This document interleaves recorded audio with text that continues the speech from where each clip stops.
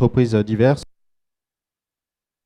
l'étanchéité de toiture, sur la santé, sur la qualité d'air intérieur, des bureaux d'études, etc. Et on est là aujourd'hui pour présenter ce qu'on sait faire dans le bâtiment.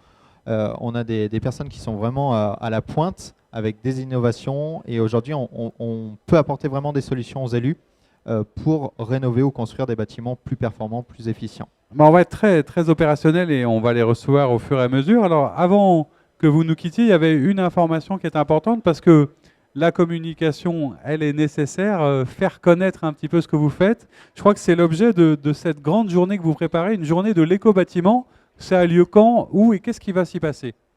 Alors cette journée, en effet, c'est un événement important pour nous parce que le cluster a vraiment cette vocation aujourd'hui de créer des ponts entre les professionnels et la maîtrise d'ouvrage, donc les collectivités. Parce qu'on s'aperçoit qu'il y a ces deux mondes qui se regardent mais qui ne se connaissent pas forcément. Donc le cluster essaye vraiment d'être le trait d'union entre ces acteurs. Et pour ça, on a créé la journée de l'éco-bâtiment. Donc c'est la 3e édition. Ça sera le 28 novembre à l'Embarcadère, sur Lyon. Et là, on a des adhérents qui vont exposer et on invite toute la maîtrise d'ouvrage à venir les rencontrer, à prendre des rendez-vous B2B. Il y aura des flash infos de l'éco-bâtiment pour vraiment donner des choses concrètes aux participants. Alors justement, si je veux participer à cette journée, comment je fais? Je m'inscris, je viens vous voir, il y a un site internet, comment ça se passe? Alors tout simple, il suffit d'aller sur le site internet du cluster Éconergie, il y aura toutes les informations. Et cette année, on a l'association des maires justement du Rhône et de la métropole qui est partenaire de l'événement pour bien montrer qu'au sein du cluster, on a vraiment cette dynamique au sein du réseau pour bien faire les choses et vraiment trouver des solutions pour faire des bâtiments plus respectueux de l'environnement. Alors on prend date, on rappelle la date, on rappelle le jour, on rappelle l'heure. Donc jeudi 28 novembre à partir de 14 h à l'Embarcadère sur le quartier Confluence à Lyon. Très bien, merci beaucoup d'être venu nous parler à la fois du cluster et puis j'allais dire de vos membres. On va accueillir le premier d'entre eux de manière très simple et on est entre nous et je vous invite à nous rejoindre sur cette scène. Alors la première qui va venir, c'est Elisa Stredel, elle est gérante, co-gérante, puisqu'ils sont au moins deux, d'une société, d'une structure qui s'appelle IMOCA, c'est ça? Alors Elisa, bienvenue. Peut-être en quelques mots, nous présenter ce que fait IMOCA. Ok, bonjour donc. IMOCA, c'est une société qui fait de l'assistance à maîtrise d'ouvrage.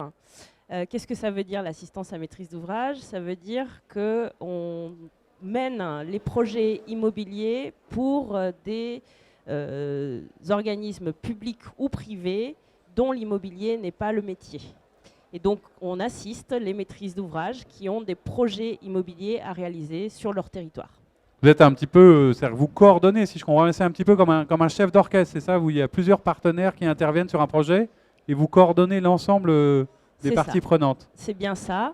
En fait, on travaille d'abord avec la maîtrise d'ouvrage, donc qui est propriétaire soit d'un terrain, soit d'un immobilier, pour comprendre leurs besoins. Et ensuite, une fois qu'on a compris ce besoin-là, on va interagir avec différents acteurs du territoire, qui peuvent être l'État ou qui peuvent être aussi les entreprises qui vont être amenées à travailler sur un chantier, un architecte, une équipe de maîtrise d'œuvre. Et on travaille aux côtés de tous ces partenaires-là pour faire aboutir le projet. D'accord. Alors une des idées, quand on construit, quand on est élu, c'est aussi évidemment d'optimiser à la fois le coût, l'investissement, les délais, les travaux, tout en répondant, et on le verra, ce sera un peu le fil rouge, à des enjeux environnementaux et durables. Voilà, moi si je suis maire, comme il y en a de nombreux ici, ou DGS de ma commune, comment est-ce que je fais pour, j'allais dire, engager une procédure d'éco-valorisation de mon patrimoine? J'ai un patrimoine immobilier, comment je fais pour le valoriser sur ma collectivité? Par quel bout je dois le prendre? Eh bien, comme on a pu le dire récemment, vous commencez par appeler IMOCA. Et on va faire un premier travail avec le maire et puis ses techniciens surtout, pour bien comprendre le besoin.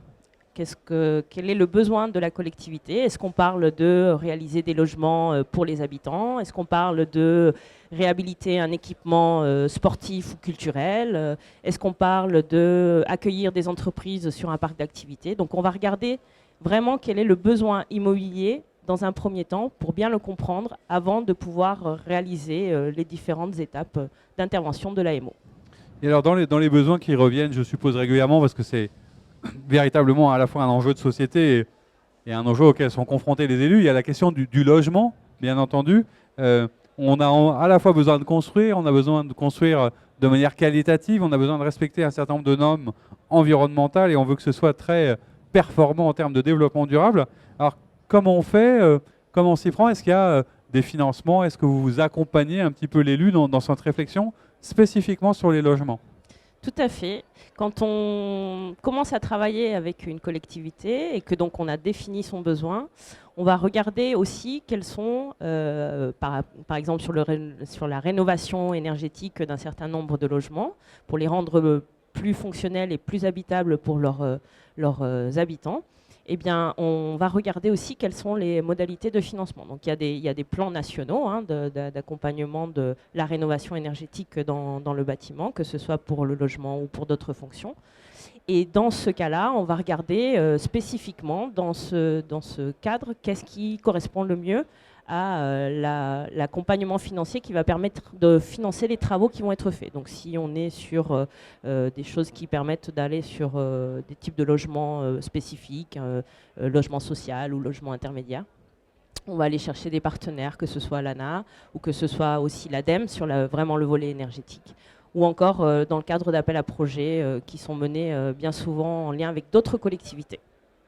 Eh ben, merci beaucoup pour ces précisions, c'était clair. Je rappelle que donc vous étiez Elisa Stredel, co-gérante de IMOCA.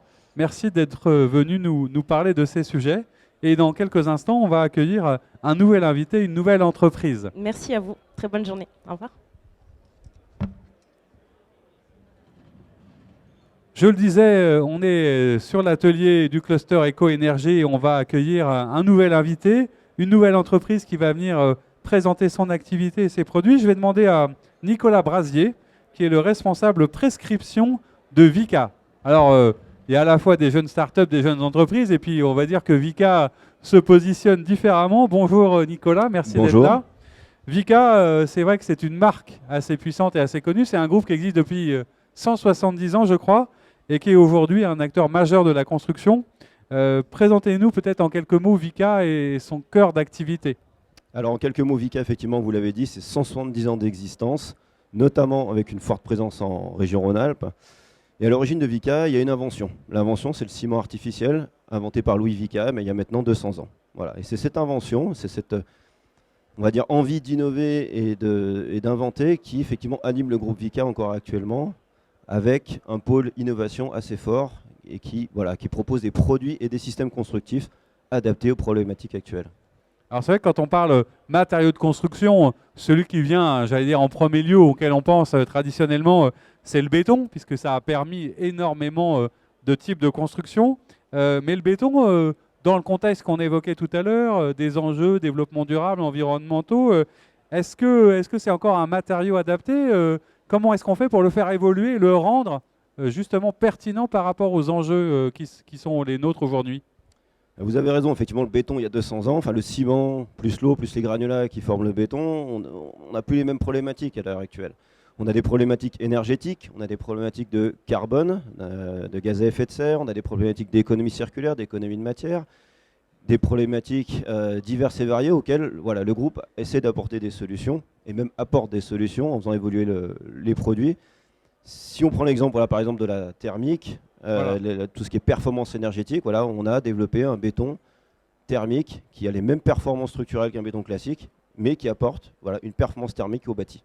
Oui, parce que vous le disiez tout à l'heure, l'innovation, c'est au cœur un peu du métier de Vicat. Il y a, je crois, 90 chercheurs dans le centre technique qui sont sans cesse en train de s'interroger à tout ça et qui essayent de répondre aux exigences de la ville de demain. Alors, quelles sont ces exigences et comment est-ce qu'on y répond? Comment Vicat fait pour répondre à ces enjeux? Alors on vient de parler effectivement de la performance énergétique, mais il y a également tout ce qui est gestion de l'eau. On doit le voir dans les actualités, on a beaucoup de problématiques à ce niveau-là. Donc vous avez par exemple le béton drainant, qui est un béton qui laisse effectivement passer l'eau au travers de sa matière, à l'inverse d'un béton classique de construction. Voilà. Donc on a ce béton-là qui effectivement essaie d'évoluer également vers des notions de bas carbone. Donc on a développé un nouveau ciment, un ciment qu'on appelle nous le CEM 4, qui a un impact carbone 30% inférieur au ciment, on va dire, historique. Et on fabrique même du béton, j'ai vu ça, en chambre, c'est ça? Est-ce que c'est ça qu'on appelle le béton biosourcé, non? Exactement, effectivement, on peut maintenant, en monde constructif minéral, intégrer une part de biosourcé. Voilà, donc on a chez nous, commencé à travailler sur le béton de chanvre avec un bloc de béton de chanvre, un bloc préfabriqué qui est composé à 42% de matière biosourcée.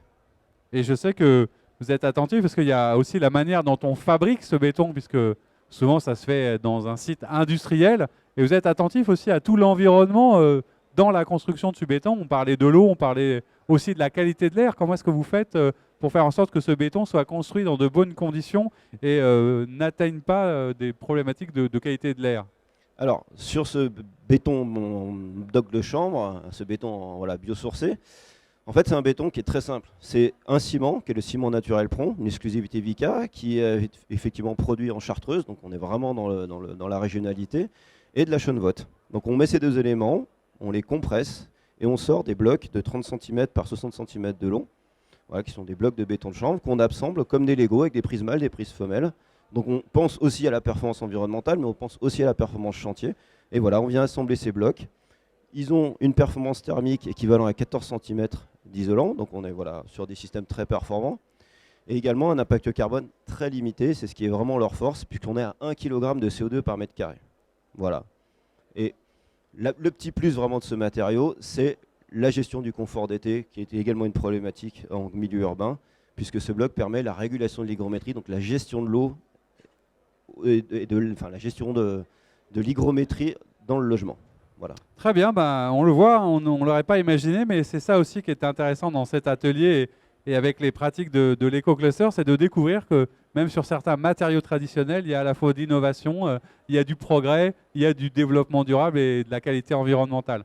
Merci beaucoup d'être venu nous voir. Merci Nicolas Brasier, vous étiez, je le rappelle, responsable prescription chez Vicat. Et on va dans quelques secondes accueillir un nouvel invité.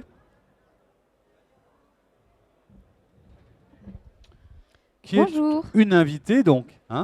Vous êtes Claire-Sophie Caudevez, directrice de Medieco. Alors est-ce que vous pourriez nous dire en quelques mots ce que fait votre société Medieco? Alors Medieco, c'est un bureau d'études et notre démarche, c'est d'accompagner la maîtrise d'ouvrage et la maîtrise d'œuvre à construire des bâtiments respectueux de la santé. Donc on s'occupe vraiment du futur occupant et l'une de nos principales thématiques de travail, c'est la qualité de l'air intérieur. Alors on en parlait il y a quelques instants justement sur l'écosystème environnemental, la manière dont on fait attention à cette qualité de l'air. La qualité de l'air intérieur, mais aussi la qualité de l'air extérieur. Vous voyez dire la qualité de l'air extérieur et aussi la qualité intérieure, parce qu'on n'y pense pas toujours. On parle beaucoup de pollution, de l'air, des particules et de tout ce qui se passe, mais je crois qu'il faut être particulièrement attentif, et c'est ça que vous essayez de diffuser comme message, à la qualité de l'air intérieur, tant pour le particulier d'ailleurs que pour la collectivité ou l'entreprise. Pour toutes les typologies de bâtiments, en fait, aujourd'hui, il y a une idée reçue que la qualité de l'air extérieur est plus polluée que celle de l'intérieur. Et en fait, dans toutes les études qui ont été réalisées, on s'aperçoit que l'air intérieur est 5 à 7 fois plus pollué que l'air extérieur. Parce que bien sûr, alors il est sous l'influence de différents facteurs. On a l'air extérieur qui va venir polluer l'air intérieur qu'on respire. Et puis, on a toute la conception du bâtiment, les produits de construction qu'on va mettre en œuvre, le système de renouvellement d'air. Et puis ensuite, il faut accompagner ce bâtiment. Il y a aussi toutes les pratiques de vie des occupants à l'intérieur de ces bâtiments, les produits d'entretien, les produits d'ambiance, ou par exemple encore le mobilier. Et donc on voit que pour réduire, pour faire attention à cette qualité de l'air, il faut anticiper, j'allais dire. Alors c'est tellement un sujet important que je crois qu'il y a des nouvelles normes qui sont en place pour les bâtiments depuis le 1er janvier 2018. Est-ce que vous pouvez nous en parler en quelques mots ? Alors depuis le 1er janvier 2018, en fait, les collectivités, les gestionnaires de bâtiments doivent être conformes à une nouvelle réglementation qui porte sur la surveillance obligatoire de la qualité de l'air intérieur et qui va concerner d'ici 2 mois, à partir du 1er janvier 2020, les collèges, les lycées et les centres de loisirs. En fait, cette surveillance, c'est une bonne chose parce qu'au moins on dynamise la prise de conscience sur la qualité de l'air intérieur et elle implique plusieurs choses. D'abord, une évaluation des moyens d'aération dans tous ces bâtiments qui accueillent des enfants. Donc ça va de la crèche aux écoles, à toutes les écoles, groupes scolaires, collège, lycée. Et puis la deuxième obligation, c'est soit de réaliser des mesures de qualité de l'air intérieur, soit la deuxième option, de mettre un plan d'action pour améliorer les pratiques au sein de l'établissement, pour à long terme améliorer la qualité de l'air intérieur. Donc aujourd'hui, pour résumer, pour qu'on comprenne bien, si je suis un élu, si j'ai à gérer des bâtiments, dans quel ordre je dois le faire? Qu'est-ce que je dois faire concrètement pour que ça soit bien mis en œuvre? Alors si je suis un élu aujourd'hui, tous les bâtiments au sein de ma collectivité qui accueillent des enfants de moins de 6 ans, je devrais déjà être conforme à la réglementation. Et donc je fais appel à des structures comme on peut le faire pour accompagner, pour aussi former mes techniciens en interne, les faire monter en compétence sur ces sujets pour ensuite accompagner les personnels de ces établissements à améliorer leurs pratiques sur l'air intérieur. Oui, parce que ça se fait aussi au quotidien. Je crois qu'il y a la construction, mais il y a aussi toute la dimension d'entretien, de manière dont on fait vivre les bâtiments. Tout ce qui est maintenance et entretien, c'est un élément important aussi de cette qualité de l'air. Oui, tout à fait. D'abord, on va dire, il y a la base, la structure, le bâtiment qu'on va offrir aux futurs occupants, qui déjà doit ne pas dégrader la qualité de l'air intérieur. Ensuite, il y a toutes les pratiques de ces occupants, donc à la fois sur leurs habitudes de vie, mais également sur les habitudes d'entretien et de maintenance du bâtiment qui sont très importantes aujourd'hui, notamment si on parle des systèmes de renouvellement d'air. Très bien, merci beaucoup, c'était particulièrement clair. Merci donc à Claire-Sophie Codevez, vous êtes toujours d'ailleurs la directrice de Medico, mais vous étiez avec nous sur ce plateau pour nous parler de qualité de l'air. Et on va, dans quelques instants, toujours en direct sur la page Facebook de l'Association des maires du Rhône, accueillir un nouvel invité.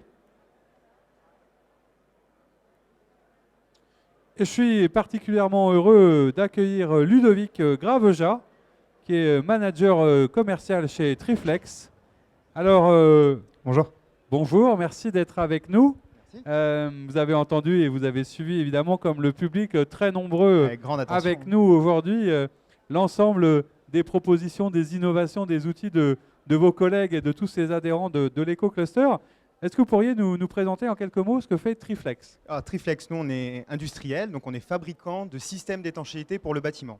Donc on vient sur toute l'enveloppe extérieure, la protection à l'eau, l'étanchéité le principal. Donc on fabrique des systèmes pour des applicateurs, pour des entreprises qui elles-mêmes vont les poser sur les bâtiments. Alors vous avez une dimension évidemment territoriale, mais je crois que vous êtes le premier spécialiste européen en matière de certains systèmes d'étanchéité, c'est ça? Oui, parce qu'on est spécialisé dans le sens où on fait des systèmes d'étanchéité liquide. Dans le grand monde de l'étanchéité, une des spécificités, c'est donc l'étanchéité liquide, qui pour le coup peuvent répondre à beaucoup de thématiques et de demandes, et notamment la maintenance qui est une des thématiques sur lesquelles on axe fortement. Vous travaillez particulièrement parce qu'évidemment, vous aussi, comme l'ensemble des autres structures, vous vous engagez dans une démarche environnementale et vous faites attention dans l'innovation, dans la recherche pour avoir un impact environnemental le plus faible possible. C'est ça un peu l'objet de votre innovation et de votre recherche. Oui, dans tous les cas, nos produits sont faits, ça reste de la chimie, mais sont axés, sont développés pour être respectueux de l'environnement et pour répondre à des problématiques sur la durabilité, dans tous les cas.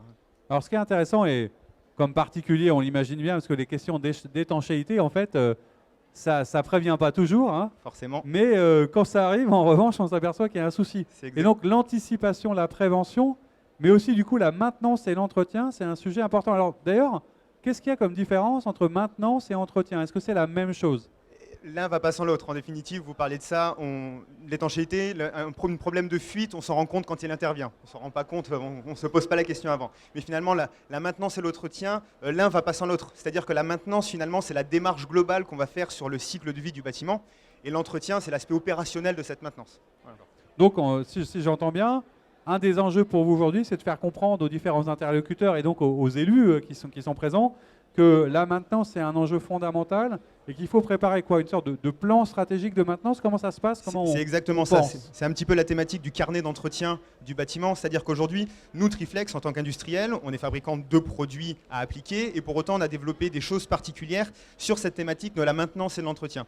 C'est-à-dire qu'aujourd'hui, il faut comprendre qu'un bâtiment, qui soit neuf ou qui soit rénové, on utilise des matériaux peu importe la provenance, mais ces matériaux n'ont que de valeur ou du moins de durabilité que s'ils sont entretenus et maintenus via l'étanchéité entre autres, ou, par exemple comme disaient nos collègues sur l'intérieur du bâtiment également.